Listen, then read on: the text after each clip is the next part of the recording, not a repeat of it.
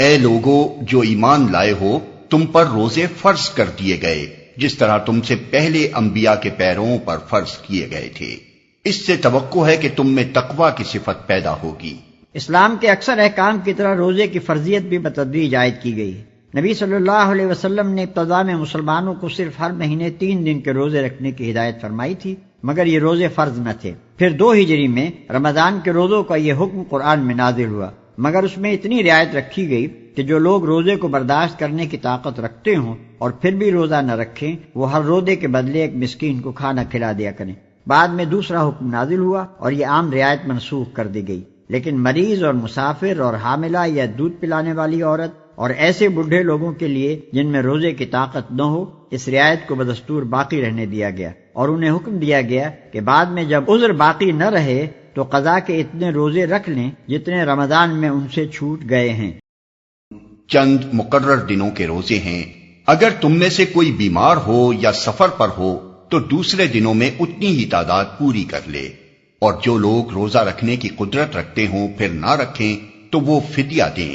ایک روزے کا فدیہ ایک مسکین کو کھانا کھلانا ہے، اور جو اپنی خوشی سے کچھ زیادہ بھلائی کرے تو یہ اسی کے لیے بہتر ہے۔ لیکن اگر تم سمجھو تو تمہارے حق میں اچھا یہی ہے کہ روزہ رکھو۔ جو اپنی خوشی سے کچھ زیادہ بھلائی کرے، یعنی ایک سے زیادہ آدمیوں کو کھانا کھلائے، یا یہ کہ روزہ بھی رکھے اور مسکین کو کھانا بھی کھلائے۔ لیکن اگر تم سمجھو تو تمہارے حق میں اچھا یہی ہے کہ روزہ رکھو۔ یہاں تک وہ ابتدائی حکم ہے جو رمضان کے روزوں کے متعلق 2 ہجری میں جنگ بدر سے پہلے نازل ہوا تھا۔ اس کے بعد کی آیات اس کے 1 سال بعد نازل ہوئیں اور مناسبت مضمون کی وجہ سے اسی سلسلہ بیان میں شامل کر دی گئیں۔ رمضان وہ مہینہ ہے جس میں قرآن نازل کیا گیا، جو انسانوں کے لیے سراسر ہدایت ہے اور ایسی واضح تعلیمات پر مشتمل ہے جو راہ راست دکھانے والی اور حق و باطل کا فرق کھول کر رکھ دینے والی ہیں۔ لہذا اب سے جو شخص اس مہینے کو پائے اس کو لازم ہے کہ اس پورے مہینے کے روزے رکھے، اور جو کوئی مریض ہو یا سفر پر ہو تو وہ دوسرے دنوں میں روزوں کی تعداد پوری کرے۔ اللہ تمہارے ساتھ نرمی کرنا چاہتا ہے، سختی کرنا نہیں چاہتا۔ اس لیے یہ طریقہ تمہیں بتایا جا رہا ہے تاکہ تم روزوں کی تعداد پوری کر سکو، اور جس ہدایت سے اللہ نے تمہیں سرفراز کیا ہے اس پر اللہ کی کبریائی کا اظہار و اعتراف کرو اور شکر گزار بنو۔ اور جو کوئی مریض ہو یا سفر پر ہو تو وہ دوسرے دنوں میں روزوں کی تعداد پوری کرے۔ سفر کی حالت میں روزہ رکھنا یا نہ رکھنا آدمی کے اختیار تمیزی پر چھوڑ دیا گیا ہے۔ نبی صلی اللہ علیہ وسلم کے ساتھ جو صحابہ سفر میں جایا کرتے تھے ان میں سے کوئی روزہ رکھتا تھا اور کوئی نہ رکھتا تھا، اور دونوں گروہوں میں سے کوئی دوسرے پر اعتراض نہ کرتا تھا۔ خود آن حضرت صلی اللہ علیہ وسلم نے بھی کبھی سفر میں روزہ رکھا ہے اور کبھی نہیں رکھا ہے۔ ایک سفر کے موقع پر ایک شخص بدحال ہو کر گر گیا اور اس کے گرد لوگ جمع ہو گئے۔ نبی صلی اللہ علیہ وسلم نے یہ حال دیکھ کر دریافت فرمایا، کیا معاملہ ہے؟ عرض کیا گیا روزے سے ہے۔ فرمایا یہ نیکی نہیں ہے۔ جنگ کے موقع پر تو آپ حکماً روزے سے روک دیا کرتے تھے تاکہ دشمن سے لڑنے میں کمزوری لاحق نہ ہو۔ حضرت عمر کی روایت ہے کہ ہم نبی صلی اللہ علیہ وسلم کے ساتھ 2 مرتبہ رمضان میں جنگ پر گئے، پہلی مرتبہ جنگ بدر میں اور آخری مرتبہ فتح مکہ کے موقع پر، اور دونوں مرتبہ ہم نے روزے چھوڑ دیے۔ ابن عمر کا بیان ہے کہ فتح مکہ کے موقع پر حضور صلی اللہ علیہ وسلم نے فرما دیا تھا کہ دشمن سے مقابلہ درپیش ہے، روزے چھوڑ دو تاکہ تمہیں لڑنے کی قوت حاصل ہو۔ عام سفر کے معاملے میں یہ بات کہ کتنی مسافت کے سفر پر روزہ چھوڑا جا سکتا ہے حضور کے کسی ارشاد سے واضح نہیں ہوتی، اور صحابہ کرام رضوان اللہ تعالی علیہم اجمعین کا عمل اس باب میں مختلف ہے۔ صحیح یہ ہے کہ جس مسافت پر عرف عام میں سفر کا اطلاق ہوتا ہے اور جس میں مسافرانہ حالت انسان پر طاری ہوتی ہے وہ افطار کے لیے کافی ہے۔ یہ امر متفق علیہ ہے کہ جس روز آدمی سفر کی ابتدا کر رہا ہو اس دن کا روزہ افطار کر لینے کا اسے اختیار ہے، چاہے تو گھر سے کھانا کھا کر چلے اور چاہے تو گھر سے نکلتے ہی کھا لے، دونوں عمل صحابہ سے ثابت ہیں۔ یہ امر کہ اگر کسی شہر پر دشمن کا حملہ ہو تو کیا لوگ مقیم ہونے کے باوجود جہاد کی خاطر روزہ چھوڑ سکتے ہیں، علماء کے درمیان مختلف فی ہے۔ بعض علماء اس کی اجازت نہیں دیتے، مگر علامہ ابن تیمیہ نے نہایت قوی دلائل کے ساتھ فتویٰ دیا تھا کہ ایسا کرنا بالکل جائز ہے۔ اس پر اللہ کی کبریائی کا اظہار و اعتراف کرو اور شکر گزار بنو۔ یعنی اللہ نے صرف رمضان ہی کے دنوں کو روزوں کے لیے مخصوص نہیں کر دیا ہے بلکہ جو لوگ رمضان میں کسی عذر شرعی کی بنا پر روزے نہ رکھ سکیں ان کے لیے دوسرے دنوں میں اس کی قضا کر لینے کا راستہ بھی کھول دیا ہے، تاکہ قرآن کی جو نعمت اس نے تم کو دی ہے اس کا شکر ادا کرنے کے قیمتی موقع سے تم محروم نہ رہ جاؤ۔ یہاں یہ بات بھی سمجھ لینی چاہیے کہ رمضان کے روزوں کو صرف عبادت اور صرف تقویٰ کی تربیت ہی نہیں قرار دیا گیا ہے، بلکہ انہیں مزید برآں اس عظیم الشان نعمت ہدایت پر اللہ تعالیٰ کا شکریہ بھی ٹھہرایا گیا ہے جو قرآن کی شکل میں اس نے ہمیں عطا فرمائی ہے۔ حقیقت یہ ہے کہ ایک دانش مند انسان کے لیے کسی نعمت کی شکر گزاری اور کسی احسان کے اعتراف کی بہترین صورت اگر ہو سکتی ہے تو وہ صرف یہی ہے کہ وہ اپنے آپ کو اس مقصد کی تکمیل کے لیے زیادہ سے زیادہ تیار کرے جس کے لیے عطا کرنے والے نے وہ نعمت عطا کی ہو۔ قرآن ہم کو اس لیے عطا فرمایا گیا ہے کہ ہم اللہ تعالیٰ کی رضا کا راستہ جان کر خود اس پر چلیں اور دنیا کو اس پر چلائیں۔ اس مقصد کے لیے ہم کو تیار کرنے کا بہترین ذریعہ روزہ ہے، لہذا نزول قرآن کے مہینے میں ہماری روزہ داری صرف عبادت ہی نہیں ہے اور صرف اخلاقی تربیت بھی نہیں ہے، بلکہ اس کے ساتھ خود اس نعمت قرآن کی بھی صحیح اور موضوع شکر گزاری ہے۔ اور اے نبی، میرے بندے اگر تم سے میرے متعلق پوچھیں تو انہیں بتا دو کہ میں ان سے قریب ہی ہوں، پکارنے والا جب مجھے پکارتا ہے میں اس کی پکار سنتا اور جواب دیتا ہوں، لہٰذا انہیں چاہیے کہ میری دعوت پر لبیک کہیں اور مجھ پر ایمان لائیں۔ یہ بات تم انہیں سنا دو شاید کہ وہ راہ راست پا لیں، لہٰذا انہیں چاہیے کہ میری دعوت پر لبیک کہیں اور مجھ پر ایمان لائیں۔ یعنی اگرچہ تم مجھے دیکھ نہیں سکتے اور نہ اپنے حواس سے مجھ کو محسوس کر سکتے ہو، لیکن یہ خیال نہ کرو کہ میں تم سے دور ہوں، نہیں، میں اپنے ہر بندے سے اتنا قریب ہوں کہ جب وہ چاہے مجھ سے عرض معروض کر سکتا ہے، حتیٰ کہ دل ہی دل میں وہ جو کچھ مجھ سے گزارش کرتا ہے میں اسے بھی سن لیتا ہوں، اور صرف سنتا ہی نہیں فیصلہ بھی صادر کرتا ہوں۔ جن بے حقیقت اور بے اختیار ہستیوں کو تم نے اپنی نادانی سے الہ اور رب قرار دے رکھا ہے، ان کے پاس تو تمہیں دوڑ دوڑ کر جانا پڑتا ہے، اور پھر بھی نہ وہ تمہاری شنوائی کر سکتے ہیں اور نہ ان میں یہ طاقت ہے کہ تمہاری درخواستوں پر کوئی فیصلہ صادر کر سکیں۔ مگر میں کائنات بے پایاں کا فرما روائے مطلق، تمام اختیارات اور تمام طاقتوں کا مالک تم سے اتنا قریب ہوں کہ تم خود بغیر کسی واسطے اور وسیلے اور سفارش کے براہ راست ہر وقت اور ہر جگہ مجھ تک اپنی عرضیاں پہنچا سکتے ہو۔ لہذا تم اپنی اس نادانی کو چھوڑ دو کہ ایک ایک بے اختیار بناوٹی خدا کے در پر مارے مارے پھرتے ہو۔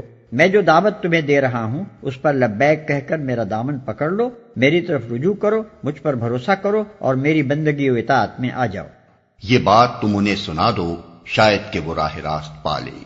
یعنی تمہارے ذریعے سے یہ حقیقت حال معلوم کر کے ان کی آنکھیں کھل جائیں اور وہ اس صحیح رویے کی طرف آ جائیں جس میں ان کی اپنی ہی بھلائی ہے۔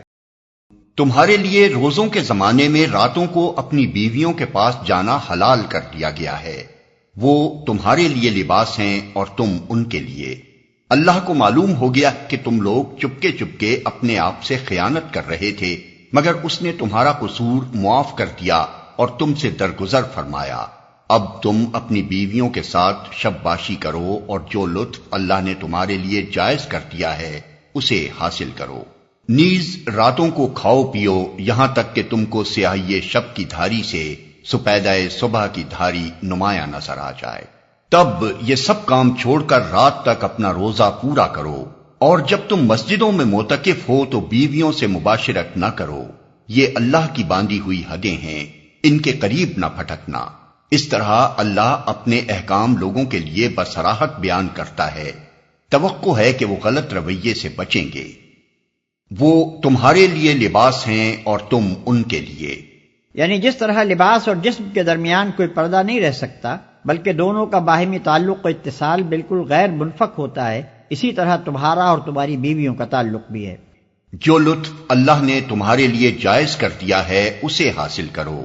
ابتدا میں اگرچہ اس قسم کا کوئی صاف حکم موجود نہ تھا کہ رمضان کی راتوں میں کوئی شخص اپنی بیوی سے مباشرت نہ کرے، لیکن لوگ اپنی جگہ یہی سمجھتے تھے کہ ایسا کرنا جائز نہیں ہے، پھر اس کے ناجائز یا مکروہ ہونے کا خیال دل میں لیے ہوئے بسا اوقات اپنی بیویوں کے پاس چلے جاتے تھے۔ یہ گویا اپنے ضمیر کے ساتھ خیانت کا ارتکاب تھا، اور اس سے اندیشہ تھا کہ ایک مجرمانہ اور گناہ گارانہ ذہنیت ان کے اندر پرورش پاتی رہے گی۔ اس لیے اللہ تعالیٰ نے پہلے اس خیانت پر تنبیہ فرمائی اور پھر ارشاد فرمایا کہ یہ فعل تمہارے لیے جائز ہے، لہذا اب اسے برا فعل سمجھتے ہوئے نہ کرو، بلکہ اللہ کی اجازت سے فائدہ اٹھاتے ہوئے قلب و ضمیر کی پوری طہارت کے ساتھ کرو۔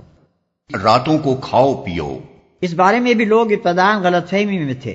کسی کا خیال تھا کہ عشاء کی نماز پڑھنے کے بعد سے کھانا پینا حرام ہو جاتا ہے، اور کوئی یہ سمجھتا تھا کہ رات کو جب تک آدمی جاگ رہا ہو کھا پی سکتا ہے، جہاں سو گیا پھر دوبارہ اٹھ کر وہ کچھ نہیں کھا سکتا۔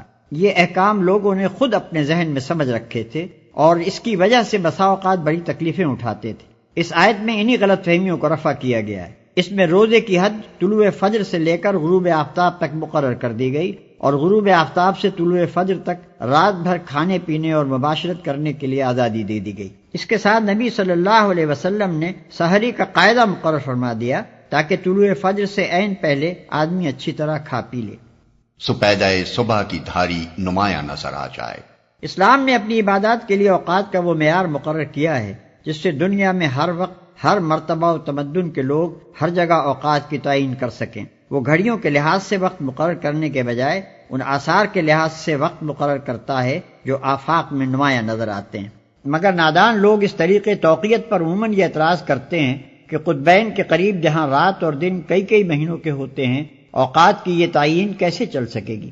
حالانکہ یہ اعتراض دراصل علم جغرافیہ کی سرسری واقفیت کا نتیجہ ہے۔ حقیقت میں نہ وہاں 6 مہینوں کی رات اس معنی میں ہوتی ہے اور نہ 6 مہینوں کا دن جس معنی میں ہم خط استوا کے آس پاس رہنے والے لوگ دن اور رات کے لفظ بولتے ہیں۔ خواہ رات کا دور ہو یا دن کا، بہرحال صبح و شام کے آثار وہاں پوری باقاعدگی کے ساتھ افق پر نمایاں ہوتے ہیں، اور انہی کے لحاظ سے وہاں کے لوگ ہماری طرح اپنے سونے جاگنے اور کام کرنے اور تفریح کرنے کے اوقات مقرر کرتے ہیں۔ جب گھڑیوں کا رواج عام نہ تھا تب بھی فن لینڈ، ناروے اور گرین لینڈ وغیرہ ملکوں کے لوگ اپنے اوقات معلوم کرتے ہی تھے، اور اس کا ذریعہ یہی افق کے آثار تھے۔ لہذا جس طرح دوسرے تمام معاملات میں یہ آثار ان کے لیے تعین اوقات کا کام دیتے ہیں، اسی طرح نماز اور سحر و افطار کے معاملے میں بھی دے سکتے ہیں۔ رات تک اپنا روزہ پورا کرو۔ رات تک روزہ پورا کرنے سے مراد یہ ہے کہ جہاں رات کی سرحد شروع ہوتی ہے وہیں تمہارے روزے کی سرحد ختم ہو جائے، اور ظاہر ہے کہ رات کی سرحد غروب آفتاب سے شروع ہوتی ہے، لہذا غروب آفتاب ہی کے ساتھ افطار کر لینا چاہیے۔ سحر اور افطار کی صحیح علامت یہ ہے کہ جب رات کے آخری حصے میں افق کے مشرقی کنارے پر سفیدہ صبح کی باریک سی دھاری نمودار ہو کر اوپر بڑھنے لگے تو سحری کا وقت ختم ہو جاتا ہے، اور جب دن کے آخری حصے میں مشرق کی جانب سے رات کی سیاہی بلند ہوتی نظر آئے تو افطار کا وقت آ جاتا ہے۔ آج کل لوگ سحری اور افطار دونوں کے معاملے میں شدت احتیاط کی بنا پر کچھ بیجا تشدد برتنے لگے ہیں، مگر شریعت نے ان دونوں اوقات کی کوئی ایسی حد بندی نہیں کی ہے جس سے چند سیکنڈ یا چند منٹ ادھر ادھر ہو جانے سے آدمی کا روزہ خراب ہو جاتا ہو۔ سحر میں سیاہی شب سے سفیدہ سحر کا نمودار ہونا اچھی خاصی گنجائش اپنے اندر رکھتا ہے، اور ایک شخص کے لیے یہ بالکل صحیح ہے کہ اگر عین طلوع فجر کے وقت اس کی آنکھ کھلی ہو تو وہ جلدی سے اٹھ کر کچھ کھا پی لے۔ حدیث میں آتا ہے کہ حضور صلی اللہ علیہ وسلم نے فرمایا، اگر تم میں سے کوئی شخص سحری کھا رہا ہو اور اذان کی آواز آ جائے تو فوراً چھوڑ نہ دے بلکہ اپنی حاجت بھر کھا پی لے۔ اسی طرح افطار کے وقت میں بھی غروب آفتاب کے بعد خواہ مخواہ دن کی روشنی ختم ہونے کا انتظار کرتے رہنے کی کوئی ضرورت نہیں۔ نبی صلی اللہ علیہ وسلم سورج ڈوبتے ہی بلال کو آواز دیتے تھے کہ لاؤ ہمارا شربت۔ بلال رضی اللہ عنہ عرض کرتے کہ یا رسول اللہ صلی اللہ علیہ وسلم، ابھی تو دن چمک رہا ہے۔ آپ فرماتے کہ جب رات کی سیاہی مشرق سے اٹھنے لگے تو روزے کا وقت ختم ہو جاتا ہے۔ اور جب تم مسجدوں میں معتکف ہو تو بیویوں سے مباشرت نہ کرو۔ معتکف ہونے کا مطلب یہ ہے کہ آدمی رمضان کے آخری 10 دن مسجد میں رہے اور یہ دن اللہ کے ذکر کے لیے مختص کر دے۔ اس اعتکاف کی حالت میں آدمی اپنی انسانی حاجات کے لیے مسجد سے باہر جا سکتا ہے، مگر لازم ہے کہ وہ اپنے آپ کو شہوانی لذتوں سے روکے رکھے۔ یہ اللہ کی باندھی ہوئی حدیں ہیں، ان کے قریب نہ پھٹکنا۔ یہ نہیں فرمایا کہ ان حدوں سے تجاوز نہ کرنا، بلکہ یہ فرمایا کہ ان کے قریب نہ پھٹکنا۔ اس کا مطلب یہ ہے کہ جس مقام سے معصیت کی حد شروع ہوتی ہے، عین اسی مقام کے آخری کناروں پر گھومتے رہنا آدمی کے لیے خطرناک ہے۔ سلامتی اس میں ہے کہ آدمی سرحد سے دور ہی رہے تاکہ بھولے سے بھی قدم اس کے پار نہ چلا جائے۔ یہی مضمون اس حدیث میں بیان ہوا ہے جس میں نبی صلی اللہ علیہ وسلم نے فرمایا کہ ہر بادشاہ کی ایک حما ہوتی ہے، اور اللہ کی حما اس کی وہ حدیں ہیں جن سے اس نے حرام و حلال اور طاعت و معصیت کا فرق قائم کیا ہے۔ جو جانور حما کے گرد ہی چرتا رہے گا، ہو سکتا ہے کہ ایک روز وہ حما کے اندر داخل ہو جائے۔ افسوس ہے کہ بہت سے لوگ جو شریعت کی روح سے ناواقف ہیں ہمیشہ اجازت کی آخری حدوں تک ہی جانے پر اصرار کرتے ہیں، اور بہت سے علماء و مشائخ بھی اسی غرض کے لیے سندیں ڈھونڈ ڈھونڈ کر جواز کی آخری حدیں انہیں بتایا کرتے ہیں تاکہ وہ اس باریک خط امتیاز ہی پر گھومتے رہیں جہاں اطاعت اور معصیت کے درمیان محض بال برابر فاصلہ رہ جاتا ہے۔ اسی کا نتیجہ ہے کہ بکثرت لوگ معصیت اور معصیت سے بھی بڑھ کر ضلالت میں مبتلا ہو رہے ہیں، کیونکہ ان باریک سرحدی خطوط کی تمیز اور ان کے کنارے پہنچ کر اپنے آپ کو قابو میں رکھنا ہر ایک کے بس کا کام نہیں ہے۔ اور تم لوگ نہ تو آپس میں ایک دوسرے کے مال ناروا طریقے سے کھاؤ اور نہ حاکموں کے آگے ان کو اس غرض کے لیے پیش کرو کہ تمہیں دوسرے کے مال کا کوئی حصہ قصداً ظالمانہ طریقے سے کھانے کا موقع مل جائے۔ اس آیت کا ایک مفہوم تو یہ ہے کہ حاکموں کو رشوت دے کر ناجائز فائدے اٹھانے کی کوشش نہ کرو، اور دوسرا مفہوم یہ ہے کہ جب تم خود جانتے ہو کہ مال دوسرے شخص کا ہے تو محض اس لیے کہ اس کے پاس اپنی ملکیت کا کوئی ثبوت نہیں ہے، یا اس بنا پر کہ کسی اینچ پینچ سے تم اس کو کھا سکتے ہو، اس کا مقدمہ عدالت میں نہ لے جاؤ۔ ہو سکتا ہے کہ حاکم عدالت روداد مقدمہ کے لحاظ سے وہ مال تم کو دلوا دے، مگر حاکم کا ایسا فیصلہ دراصل غلط بتائی ہوئی روداد سے دھوکہ کھا جانے کا نتیجہ ہوگا۔ اس لیے عدالت سے اس کی ملکیت کا حق حاصل کر لینے کے باوجود حقیقت میں تم اس کے جائز مالک نہ بن جاؤ گے، عند اللہ وہ تمہارے لیے حرام ہی رہے گا۔ یعنی میں بہرحال ایک انسان ہی تو ہوں، ہو سکتا ہے کہ تمہیں ایک مقدمہ میرے پاس لاؤ اور تم میں سے ایک فریق دوسرے کی بنسبت زیادہ چرب زبان ہو اور اس کے دلائل سن کر میں اس کے حق میں فیصلہ کر دوں، مگر یہ سمجھ لو کہ اگر اس طرح اپنے کسی بھائی کے حق میں سے کوئی چیز تم نے میرے فیصلے کے ذریعے سے حاصل کی تو دراصل تم دوزخ کا ایک ٹکڑا حاصل کرو گے۔